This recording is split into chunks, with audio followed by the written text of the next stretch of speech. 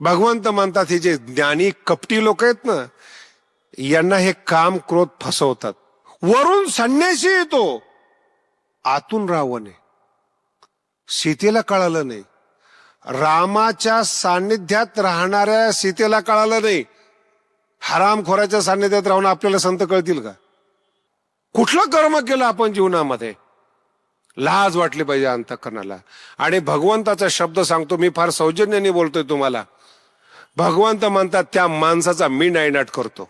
गवत कापतात तसं त्या माणसाला भगवंत म्हणतात मी कापून टाकतो, जर कर्म नाही केलं नाही तो बसून खाल्लं तर.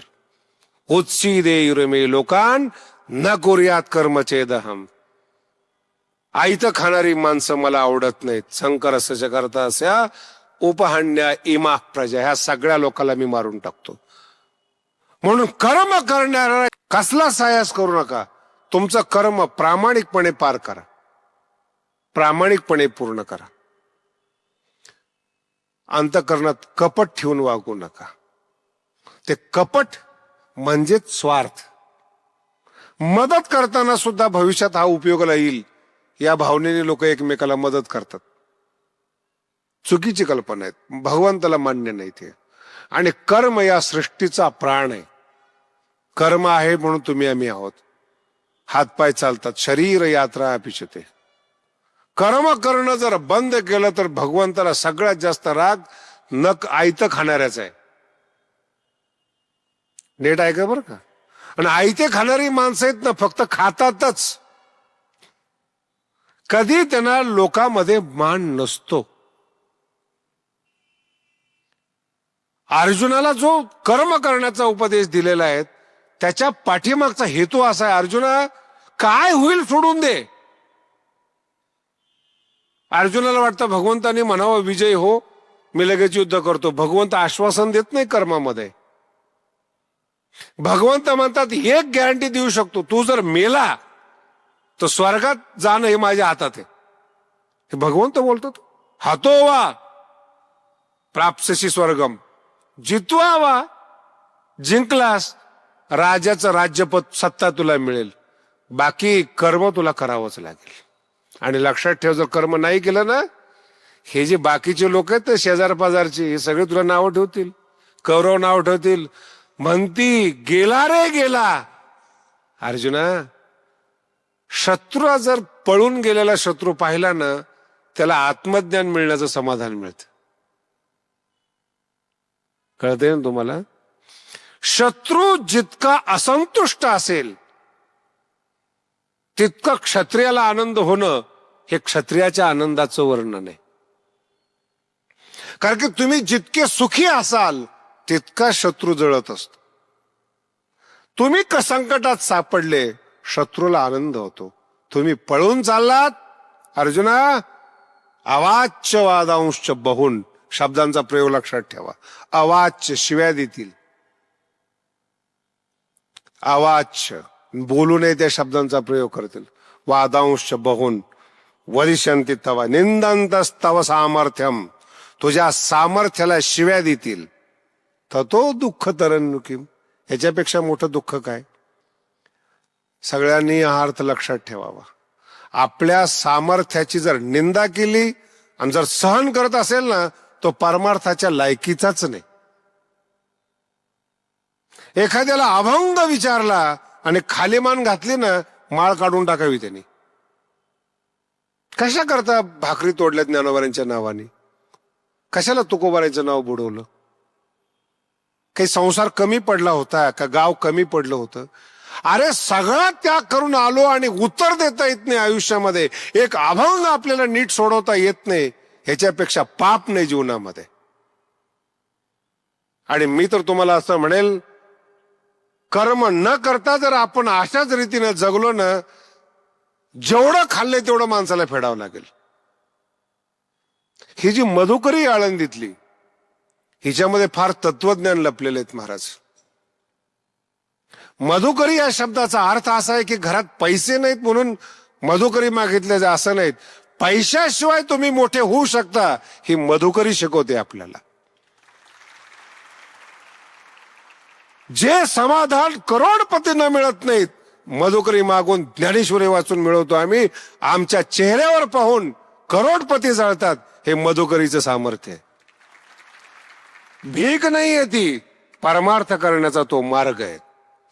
आणि हे सगळं करून जर ज्ञानाने एखाद्याने आपल्याला हरवलं, आपल्यासारखं पाप नाही जीवनामध्ये. काय केलं आपण?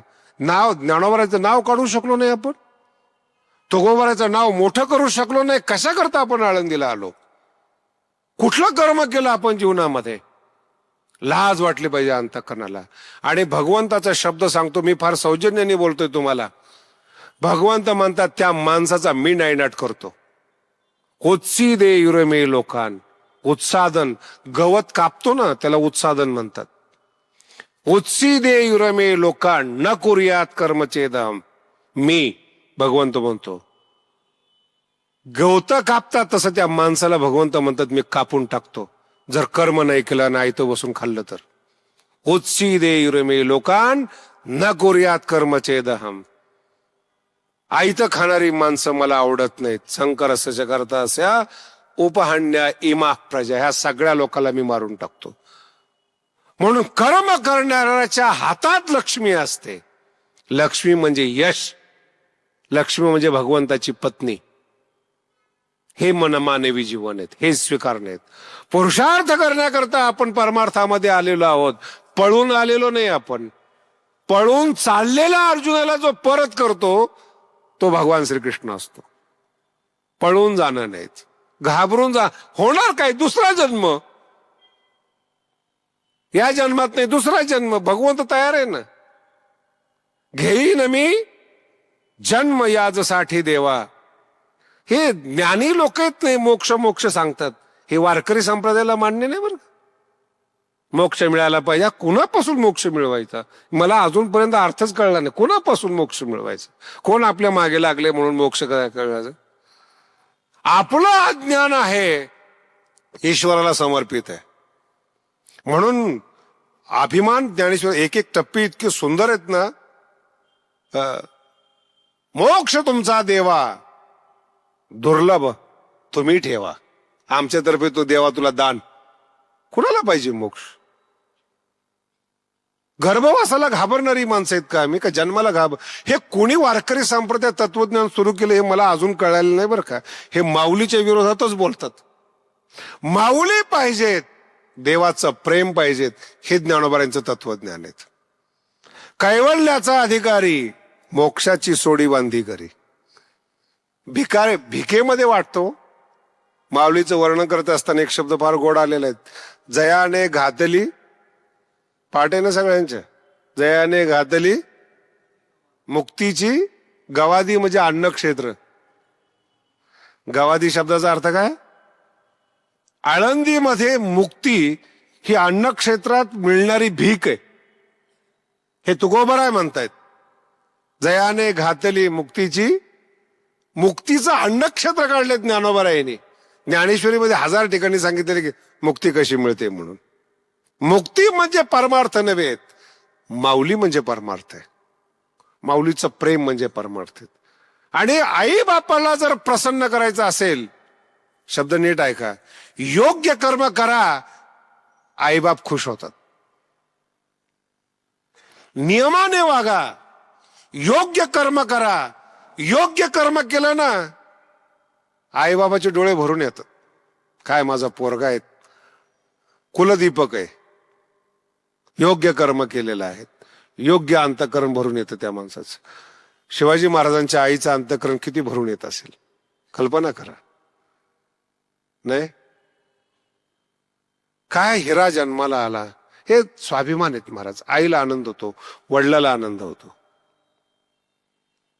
आज मी उलट बोलत नाही. देशाचा पैसा, देशाची नीती, देशाचं सगळं बुडवणाऱ्याला काय वाटत असेल देवाला, कशा करता मी यांना जन्माला घातले. उत्सी दे युरमे लोकात. आणि कर्म जर योग्य केलं नाही, भगवंताला सगळ्यात जास्त राग येतो. सगळ्यात जास्त कर्म न करणाऱ्याचं. आणि अयोग्य कर्म करणाऱ्याच्या माणसाच्या मध्येच 1000 प्रकारची विघ्न टाकतो देव. ते विघ्न म्हणजे 3ऱ्या अध्यायातला प्रश्न आहेत. अधकेन प्रयुक्तो यम पापम चरती पुरुष. विघ्न म्हणजे प्रश्न आहेत. योग्य कर्म करण्याच्या पुढे काहीच येत नाहीत. समर्पण भावनेने कर्म करा, काहीच येत नाही. वारकरी बर्बादच होत नाही, ऋषी बर्बाद होतो. लोकांच्याच पुढे काही अप्सरा जाते काय? तुकोबरायकडे गेलेली नव्हती काय? आणि परस्त्रीचा शब्द काय तुकोबरायांचा? रुखुमाई समान. फार अवघड शब्द आहे. नातं लावणं फार सोपं असतं. नातं कोणतं लावतात तुकोबराय? रुखुमाई समान, म्हणून अभंग आहेत, म्हणून योग्यता आहेत, म्हणून भगवंताचा प्रसाद आहे. कुठंच शिक्षण नाही आहेत, कुठलाच ग्रंथाचा अभ्यास नाही आहेत. अंतःकरणातून देव बोलतो तुकोबरायांचे. अभंग निर्माण होतात. आणि रामेश्वर भट्टासारख्याने जळावं त्या अभंगाकडे पाहून. हे जीवन धन्य आहे, लक्षात ठेवा. आपले शब्द पाहून विद्वानाला हेवा वाटावा असा अभ्यास असावा, असं जीवन असावं. अरे माणसाला वाईट वाटेल, पण ज्या ज्ञानेश्वरीचा अभ्यास केलाय तिला तर बरं वाटेल, त्या माऊलीला बरं वाटेल. आणि ती माऊली आपलं कल्याण करणार आहेत. माणसं काय करणार आहेत? माणसाचा काय अधिकार आहे? म्हणून चांगलं कर्म असो, अयोग्य कर्म असो, तो सगळा भार ज्ञानोबावर सोडवायचा आणि योग्य कर्म करायचं. आणि कर्म करत असताना जर कपटीपणा असेल, माझा शब्द नीट ऐका, कपटीपणा म्हणजे फळाची इच्छा. मी आज पंगत दिली, लोकांनी माझं नाव काढावं. मी आज चांगलं कीर्तन केलं, लोकांनी माझ्या पाया पडावं. मी आज चांगलं विश्लेषण केलं, लोकांनी मला संत मानावं. ह्या सगळ्या कपटी भावना आहेत आणि हे भगवंताला आवडत नाही. म्हणून शब्दांचे प्रयोगच असेत ज्ञानोबांचा. तरी हे देवा ऐसे कैसे? मूर्ख माणसं मोठेच होत नाहीत, घासरायचा काय प्रश्न? हा प्रश्न काही लहान माणसाविषयी नाही. मोठे माणसं आपण होऊन पडलेले असतात. मेलेल्या मांजराच्या पाठीमागे मांजर लागत नाही. मांजराला वाटतं ते माझे गिरायकच आहेत, पळते कोण ते बघू द्या. आता के ना प्रयुक्तोयम, प्रयुक्तोयम. आणि इतक्या गोड ओव्यात, अप्रतिम आहे पृथ्वीवरच्या ओव्या. भगवंत म्हणतात हे जे ज्ञानी कपटी लोक आहेत ना, यांना हे काम क्रोध फसवतात. इतका सुंदर विषय आहे, मन प्रसन्न होईल तुमचं ऐकल्यानंतर. हे जे कामी क्रोधी लोक आहेत ना, सिद्धांताच्या आड लपणारे, शब्द लक्षात आला? सिद्धांताच्या आड लपणारे. ते लपणारे ज्याच्यामुळे लपतात ना, लपवणारेच काम क्रोध असतात. लपलेलं पण कळत नाहीत. आपल्या ग्रामीण भागामध्ये म्हैस जर दूध देत नसेल, गाय जर दूध देत नसेल, तर जे वासरू असतं ना, त्याचा आतला भाग काढला जातो आणि त्याच्यामध्ये भूस भरलं जातं. ज्ञानोबांचे शब्द इतके सुंदर आहेत, काय सांगावं, जीव द्यावा वाटतोय अशा शब्दावर. वासरू वरून वासरूच आहे ते. दूध काढण्यासाठी माणसाने त्याच्यामध्ये भुसा भरलेला आहे. ज्ञानोबांच्या ओव्या पहा कशा आहेत. जेने म्हणजे काम क्रोधाने, जेने सत्याचा भोकसा काढिला. वरची कातडी सत्याची आहे, वर सत्य आहे, सत्याचा आत्मा नाहीये, मृत सत्य आहे, जिवंत सत्य नाहीये. जेने सत्याचा भोकसा काढिला, असत्य तृणकुटा भरिला. तृणकुटा भूस, तो दंभ रूढविला जगी. काय ज्ञानोबांच्या ओव्या आहेत महाराज. दंभ, दंभ म्हणजे मी संत आहे, मी विद्वान आहे, मी साक्षात्कारी आहेत, मी अमुक आहेत. ते अवतार संतच असतो ना हो. हे गवत वाढलेलंच असतं ना सगळं. रावण ज्यावेळेस आला होता, मी वाल्मिकी रामायण सांगतोय बरं का तुम्हाला. ह्या आपल्या लोकांना हे सुद्धा माहित नाही, मूळ वाल्मिकी रामायणामध्ये लक्ष्मण रेषा नाहीये. आपण मरेपर्यंत मूळ वाल्मिकी रामायण वाचत नाही, हे आपलं पापच म्हणायचं. कोणाच्या डोक्यात ही लक्ष्मण रेषा आली कुणाला माहिती. मूळ वाल्मिकाने लक्ष्मण रेषा लिहिलेली नाही, टाकलेली नाही. रामचंद्र प्रभू जातात हरणाच्या मागे आणि संन्याशाच्या वेशेमध्ये रावण येतो. ही ओवी समजायला बरं पडेल तुम्हाला. आणि सीतेय जेव्हा पाहते की संन्याशी आलेला आहेत, बसायला पाठ टाकते, वाल्मिक ऋषी म्हणतायत. आणि घरातले जे कंदमूळ आहेत ते तिला रावणाला खायला देते. संन्याशी दंभ काय असतो ज्ञानोबाराय म्हणतात. वरचा जो अवतार आहे ना, तुमच्यासाठी सांगतो, मी रावणाकडे नाही बोलत, अशा बरेच आळंदीमध्ये रावण आहेत. वरून संन्यासी येतो, आतून रावण आहे. सीतेला कळालं नाही, रामाच्या सान्निध्यात राहणाऱ्या सीतेला कळालं नाही. हरामखोराच्या सान्निध्यात राहून आपल्याला संत कळतील का? शक्य? कारण की तो संन्यासी दिसतो, जेने सत्याचा फक्त भोगसा काढीला आहेत, वरतीच आहे. असत्य तृणकडाबळ. आणि तो दंभ, दंभ म्हणजे जे नाही ते दाखवणं, त्याचं नाव दंभ आहे. विद्वान नाही आहेत पण गंभीर असतो, बोलत नाही असं ताट. न बोलल्यामुळं कळतच नाही विद्वान आहे का नाही. काय आमच्या बरोबर एक जाडजूड पोरगा होता तब्येतीने, तालमीतला. आई बापाची इच्छा होती, 4-5 पोरं आहेत, एक पोरगा आपलं आळंदीला पाठवावं. ते पैलवान, गुडघ्यात मेंदू, अभ्यासाचं काही नाव नाही, पण आमच्या बरोबर असायचं. आणि चमत्कार असा होता, अभ्यास करून आमची हाडाची काढं झालीत आणि सगळे गाव तिच्या पाया पडायचं, ज्याला हरिपाठ नीट येत नव्हतं. का? महाराज दिसायला दंभ. एका गावात सप्त्याला गेलो होतो आम्ही, वस्तीवर जेवण,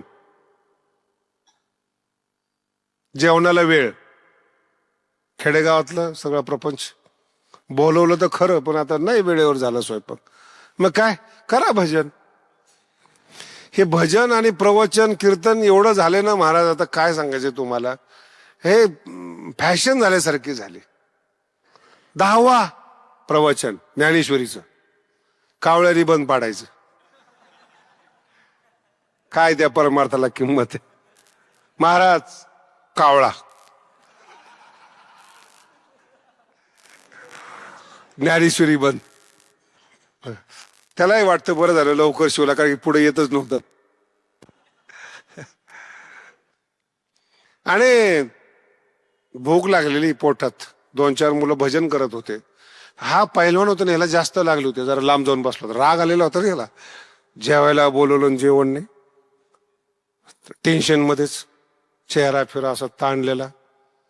आणि भूक लागल्यामुळं पोरं त्या वस्तीवर कसे गात होते, 7 स्वर एकदाच. काही राग नाही, काही नाही, काही नाही. एक मुसलमान तिथून चाललेला होता, तो गायक होता. आणि हे पोरं कसे आरडत होते. काहीचा गळा असतो, काहीचं नरड असतं. त्यांनी पाहिले चुकीचे गातात. या मुसलमानाला राग आला, ते आलं त्या भजनामध्ये. मी बसलेलो होतो. काय चाललंय म्हणे, कुणी शिकवलं असलं गाणं? सगळे राग एकत्र, सगळे स्वर एकत्र, काही पद्धत आहे गायची वगैरे? कोण आहे तुमचा गुरु? ते 4-5 पोरं नवीन होते आणि मी त्या शेजारी बसलो होतो. म्हटलं तो बसलाय आमचा गुरु, ज्याला गाण्यातलं अक्षर सुद्धा कळत नव्हतं, स्वर सुद्धा नीट म्हणता येत नव्हतं, सर म्हणायचा तो. म्हणलं तो बसलाय आमचा गुरु. हा गेला. महाराज आपकी शिष्य? त्याने माझ्याकडे बघितलं, असा हात केला, त्या लक्षात आलं काहीतरी चुकलंय. हा हमारे शिष्य, बोलो. हे काय गातात म्हणे? बच्चे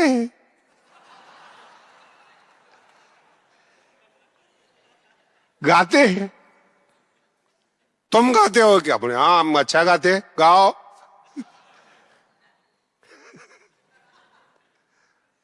इतका चांगला गायक होता, मला अजून हसू येतं, इतका चांगला गायक होता. अशा ताना मारल्या त्यांनी. याला भूक लागल्यामुळे याला काही समजत नव्हत्या. जेवढ्या ताना मारायचा तेवढा हा टेन्शन मध्ये. त्याला वाटायचं आपलं गाणं ह्याला का पटत नाही. ताना मारल्यात, सगळं केल्यात, याला ती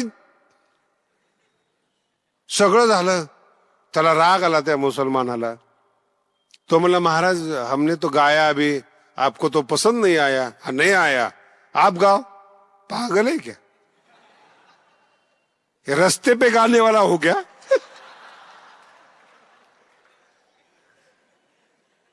तुम गा सकते हो रस्ते पे, हम गए.